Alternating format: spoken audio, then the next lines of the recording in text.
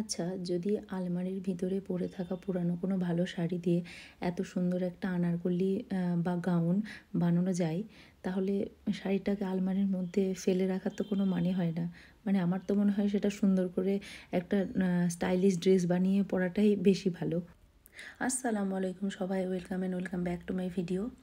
তো এই যে ড্রেসটা আমি বানিয়েছি আনারকলি, এটা আমারই ড্রেস ছিল। এটা একটা পুরানো শাড়ি দিয়ে বানানো, মানে আপসাইকেল ওয়ার্ক। তো আমি শাড়িটার মানে প্রথমে যে ক্লিপটা ছিল আমি ওটা ভুল করে ডিলিট করে দিয়েছি, তো তাই আমি ওই ক্লিপটা আমি দেখাতে পারছি না। তো শাড়িটা এরকম ছিল যে ওই ছোটো ছোটো গোল্ডেন বুটিসগুলো এক সাইডে ছিল, আর ওই যে প্রিন্টেড কাপড় যেটা ছিল ওটা ছিল আঁচলের সাইডে। তো আমি ডিজাইনটা ওই মতন করে আমি প্যাটার্ন কেটে নিয়ে তারপর আমি এই পুরো ড্রেসটা করেছি।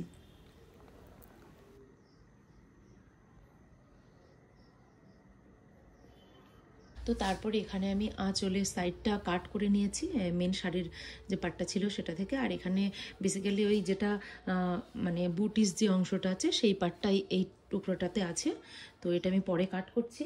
আর আঁচলের সাইডটা যে ডিজাইনটা ছিল সেই ডিজাইনটার এক সাইডে এই এই যে ডিজাইনটা ছিল কলকা ডিজাইন, এটা আমি দুটো টুকরোতে কেটে নিয়েছি। এই টুকরো দুটো দিয়ে আমি টোটাল 3টে কলি বার করব এটা। আর ওর একটা সাইডে ছিল এই পার্টটা, তো এই পার্টটা দিয়ে আমি ফ্রন্ট আর ব্যাক পার্ট করব। আর পুরোটা তো লাগবে না, মানে পুরোটা ফ্রন্ট আর ব্যাকে লাগবে না, যেটুকু বাকি থাকবে আমার যদি স্লিভে এই মানে বুটিজওয়ালা ডিজাইনটার কাপড় শর্ট পড়ে তো তখন আমি ওটাতে ইউজ করব। তো মোটামুটি এরকমই আমি প্ল্যান করে রেখেছি।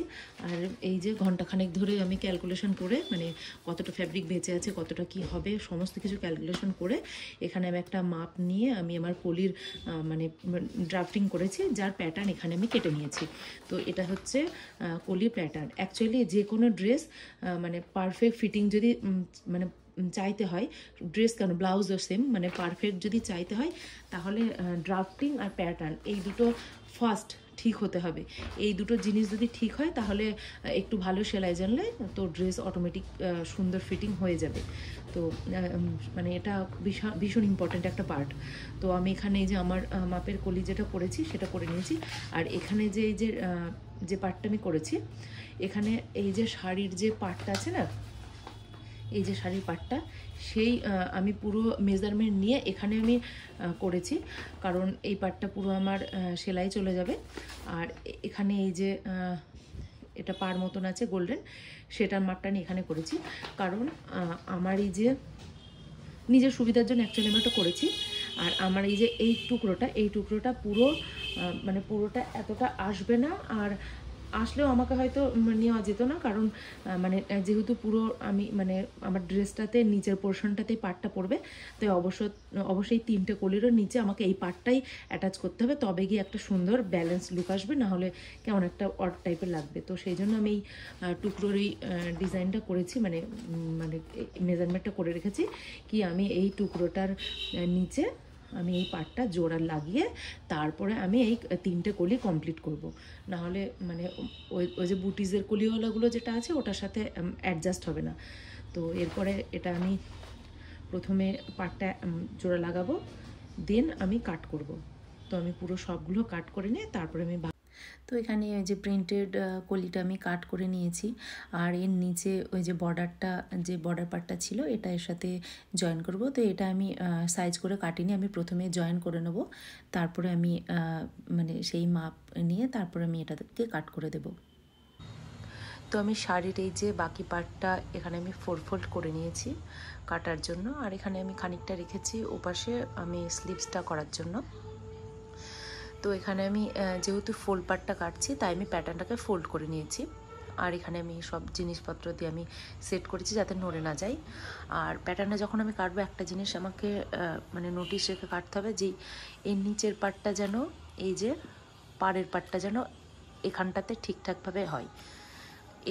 এদিকটাতে এই যে বেশি হবে, কারণ লেন্থটা এটা এ পর্যন্ত আছে। আর যখন আমি এটাকে যখন আমি আবার অপোজিট সাইড কাটবো তখন এখানের থেকে অ্যাডজাস্ট করে কাটবো, মানে অলওয়েজ প্যাটার্নটাকে আমাকে পাড়ের উপরে অ্যাডজাস্ট করে তারপরে কাটতে হবে। তো প্রথমে আমি এই পার্টটা কেটে নেবো, তারপর বাকিগুলো আস্তে আস্তে করে আমি কেটে নেবো। এই যে আগের পার্টটা কেটে নেওয়ার পরে তারপর আমি এর পরের পার্টটা এখানে সেট করেছি। তো এরকমভাবে আমি বাকিগুলো করব।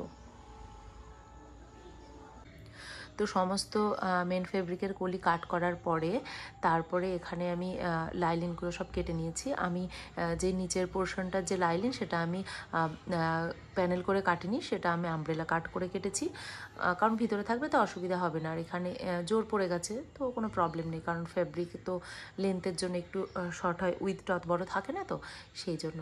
আর এই যে এটা ফ্রন্ট পার্টের প্রিন্সেস কাট, আর এটা তো ব্যাক পার্টের মানে লাইলিন।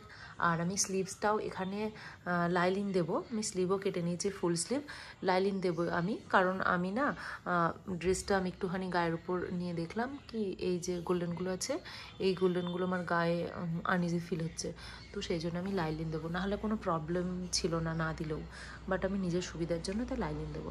তো এরপরে আমি সমস্ত লাইলিনগুলো রেখে আমি মেন ফেব্রিকটা কাট করে নেব। তো আমি এখানে ফ্রন্ট পার্টটা কাটতে বসে গেছি। তো আমি যখন ফ্রন্ট পার্টটা কাটবো বলে কাপড়টা বিছালাম, তখন একটা জিনিস হঠাৎ করে মাথায় আসলো যে এটা তো একটুখানি পাতলা আছে, মানে এই সিল্কটা একটু অনেকটা ভালোই পাতলা, তো একে তো লাইলিন দেওয়া অবশ্যই, এই যে এতটা পাতলা লাইলিন দিতেই হবে। তো সেটার থেকেও বড় কথা হচ্ছে আমি যখন এই প্রিন্সেস কাটটার এই দুটো স্টিচ যখন আমি করব, দুটো পার্টের, অ্যাকচুয়ালি আমি যেমনভাবে করি ড্রেসের অপোজিট সাইড থেকে সেলাই ইনভিজিবল থাকে, তো ও সেলাই শো করলে আমার ঠিক পছন্দ হয় না। অপোজিট সাইডের সেলাইটা আমি যতটা ইনভিজিবল করা যায় আমি ততটাই করি, যে সেলাইটা একদমই মানে মানে না দেখা গেলেই নয় সাইড সিমেরগুলো, তো সেইটাই শুধু দেখা যায়, বাকি আমি কোনো সেলাই আমার শো করে না, মানে আমি শো করে সেলাই করি না, মানে অ্যাকচুয়ালি আমার পার্সোনালি ওটা ভালো লাগে না।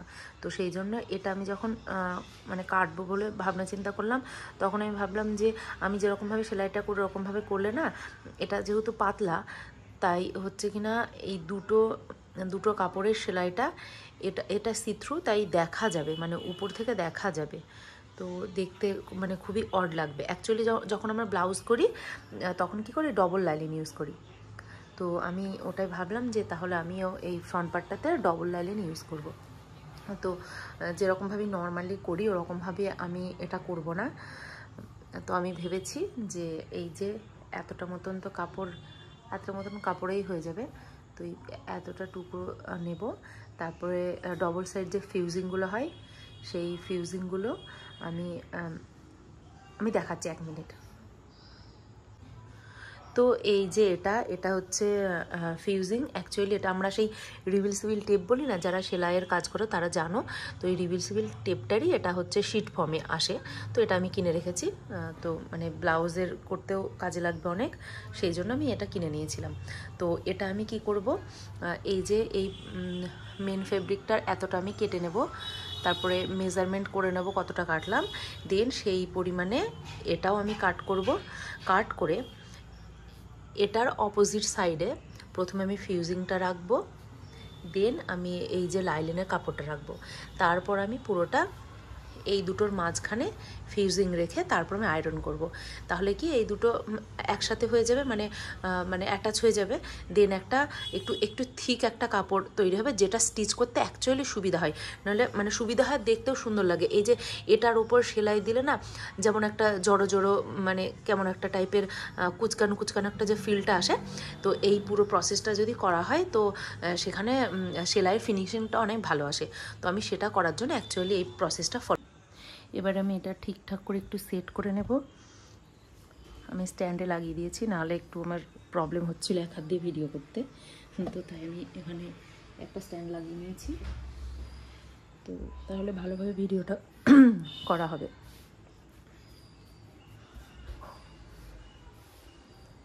যেখানে পুরো সেট হয়ে গেছে, এরপরে আমি আয়রনটা মিডিল থেকে স্টার্ট করব, এই যে মিডিল থেকে বাইরের দিকে নিয়ে যেতে হবে।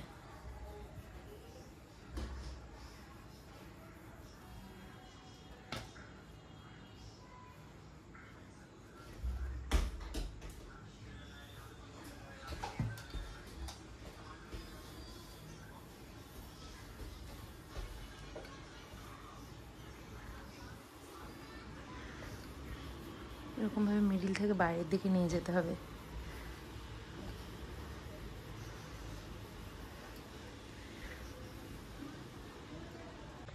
তো এটাকে আমি সোজা করে নিয়েছি। সোজা করে নেওয়ার পরে এর উপরে আমি আরেকবার ভালো করে প্রেস করে দেব, যাতে এদিক ওদিক যেটা ছুটে গেছে ওটা যেন ঠিক হয়ে যায়। আর এই যে এখানে একটুখানি বাইরে বেরিয়ে গেছে, এটা আমি খুবই সাবধানে করব যাতে এটা আয়রনের সাথে চিপকে না যায়। তো এরকমভাবে আমি পুরোটা যে দেখছো যে কুঁচকে যাওয়ার যে ব্যাপারটা, যে মানে আমিও ভয় পাচ্ছিলাম যে এখানে যেন বাবেলস মতন কিছু না ওঠে মেন ফেব্রিকটাতে।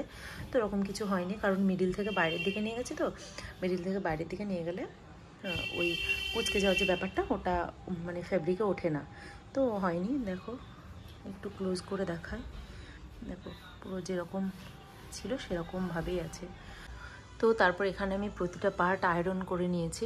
অ্যাকচুয়ালি ড্রেস বানানোর ক্ষেত্রে আয়রন করাটা ভীষণই মানে ইম্পর্টেন্ট একটা জিনিস, করা অবশ্যই দরকার আয়রন, নাহলে ঠিকঠাক মানে শেপও আসে না, আবার মানে মাপগুলো মানে সেরকম ফিনিশিং হয় না। তো পারফেক্ট ফিনিশের জন্য ডেফিনেটলি আয়রন করা অবশ্যই দরকার।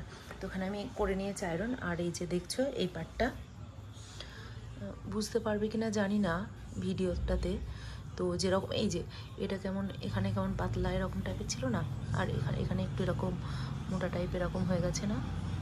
তো এই রকম টাইপের কাপড়গুলোতে ফিনিশিং ভালো আসে। সেই জন্য অ্যাকচুয়ালি কটনের কাপড়ে ওই জন্য একটু স্টিফ থাকে, তো সেই জন্য কটনের কাপড়গুলোতে সেলাই অনেক ভালো আসে। তো সেই ফিলটা আনার জন্য অ্যাকচুয়ালি এটা করা। তো এরপরে আমি এই ফেব্রিকটা কেটে নেব, আর সবগুলো মোটামুটি মানে ব্যাক স্লিভ সবই আমি কাট করে নেব, তারপরে আমি সেলাই শুরু করব। তো এখানে আমি সব পার্টগুলো নিয়ে রেখেছি, এবার আমি এগুলোকে স্টিচ করা শুরু করব। প্রথমে আমি ব্যাকটা করব, দেন ফ্রন্ট করে তারপরে স্লিভটা আমি অ্যাটাচ করে নেব। তো এখানে আমার ড্রেসের আপার পার্টটা কমপ্লিট হয়ে গেছে। কমপ্লিট মিন্স স্লিভ লাগানো হয়নি, এখানে ফ্রন্ট আর ব্যাকটা আমি করে নিয়েছি।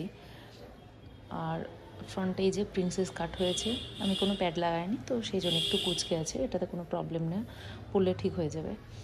তো এখানে আমি ব্যাকে এই যে পুরো প্লেন সিম্পল লাগছে, তো এখানে আমি ভাবলাম যে কিছু একটা ডিজাইন করব। তো এই যে খানিকটা এই প্রিন্টেড যে কাপড়টা ছিল, এটার একটু টুকরো ছিল, সেটাকে আমি এরকম একটা শিট বুকরাম যেটা হয় মানে পেস্ট পেপার, ওটা আমি এখানে মেপে এটার সাথে অ্যাটাচ করে নিয়ে এই যে এইরকমভাবে আমি বসিয়ে তারপরে আয়রন দিয়ে এটাকে পুরো ভালো করে প্রেস করে নেব। প্রেস করে গ্লু দিয়ে একটু আটকে নেবো যাতে এটা খুলে না যায়।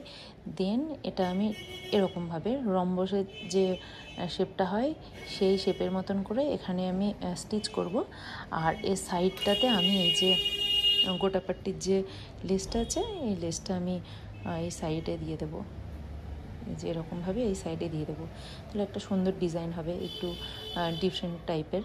নাহলে পুরো তো ড্রেসটা এরকম প্লেনই আছে, তো সেই জন্য আমি একটুখানি এই ডিজাইনটা করব।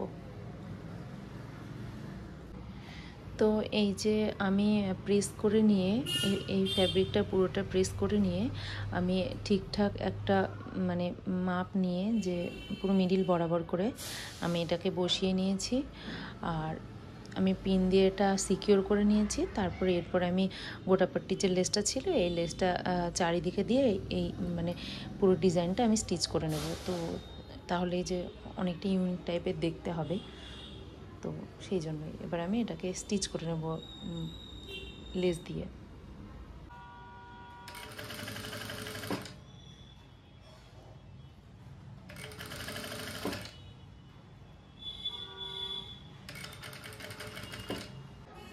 তো এখানে আমার প্যাচটা লাগানো কমপ্লিট হয়ে গেছে। তো প্যাচটা লাগানোর পরে আমার দেখতে বেশ প্রিটি লাগছিল। আমার নিজের ড্রেস আমার এক্সপেরিমেন্ট করতে ভালো লাগে, কারণ রিস্ক কম থাকে, পছন্দ হবে কি হবে না, কারণ নিজে পরবো তো কোনো প্রবলেম নেই, কারণ আমি তো আমার পছন্দতেই করেছি। তো আমার দেখতে অনেক বেশি ভালো লাগছিল, আশা করি তোমাদেরও সবার পছন্দ হবে। তো এরপরে আমি স্লিভসটা পরে লাগাবো। তো প্রথমে আমি এর যে ড্রেসের নিচের যে পার্টগুলো আছে এবার এই পার্টগুলো করে নিই, ওটা কমপ্লিট করার পরে তারপর আমি স্লিভটা লাগিয়ে নেব। তো এইবার আমি সব কলিগুলো জয়েন করে নেব।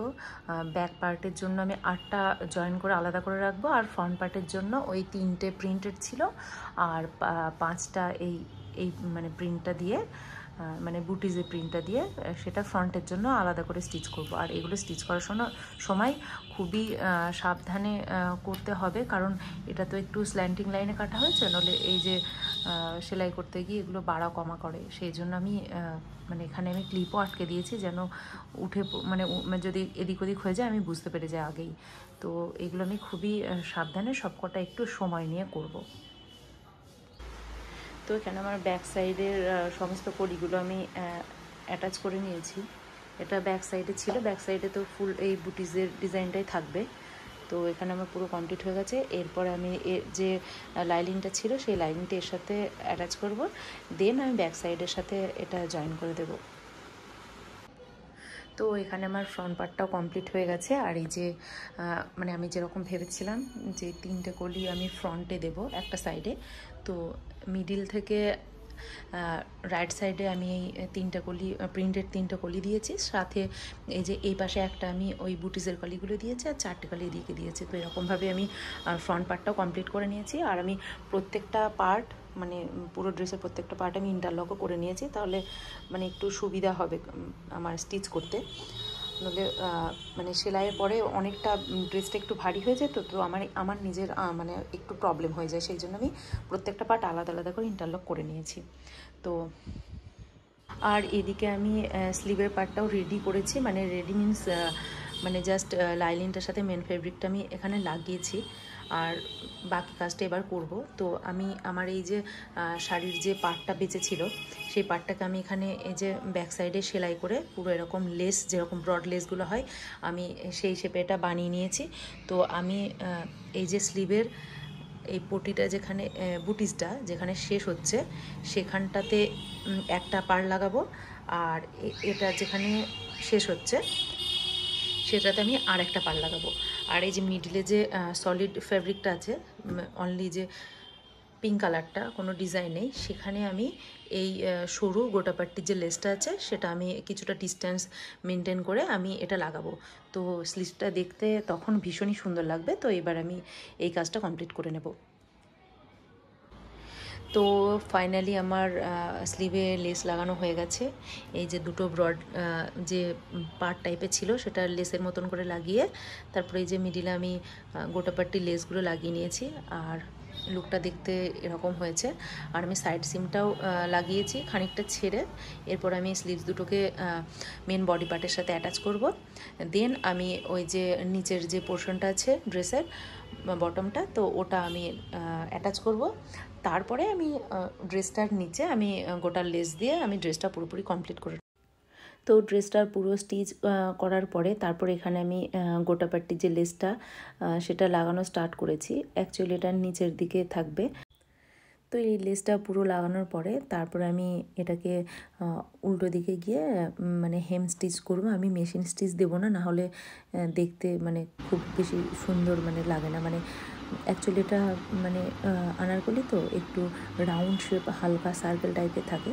তো যদি উপর দিয়ে সেলাই দিই তো দেখতে খুব একটা বাজে লাগবে, খুব ভালো লাগবে না। তো সেই জন্য আমি এখানে হেম সেলাই করে দিয়েছি। তো ফাইনালি এখানে আমার ড্রেসটা কমপ্লিট হয়ে গেছে। তো এটা ছিল ড্রেসটার ফুল লুক। আর এই যে স্লিভসটা দেখছো কত সুন্দর লাগছে, মানে মনেই হচ্ছে না যেটা একটা শাড়ি থেকে বানানো একটা ড্রেস।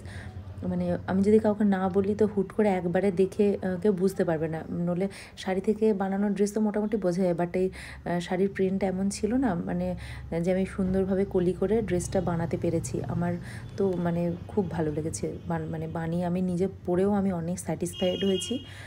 তো তোমাদের কেমন লেগেছে অবশ্যই তোমরা জানিও। আর কেউ যদি আমার কাছ থেকে এরকম ড্রেস বা অন্য ড্রেস বানাতে চাও অবশ্যই ইনস্টাগ্রাম বা ফেসবুকে যোগাযোগ করো। আর থ্যাংক ইউ সো মাচ পুরো ভিডিওটা দেখার জন্য। Tata, by.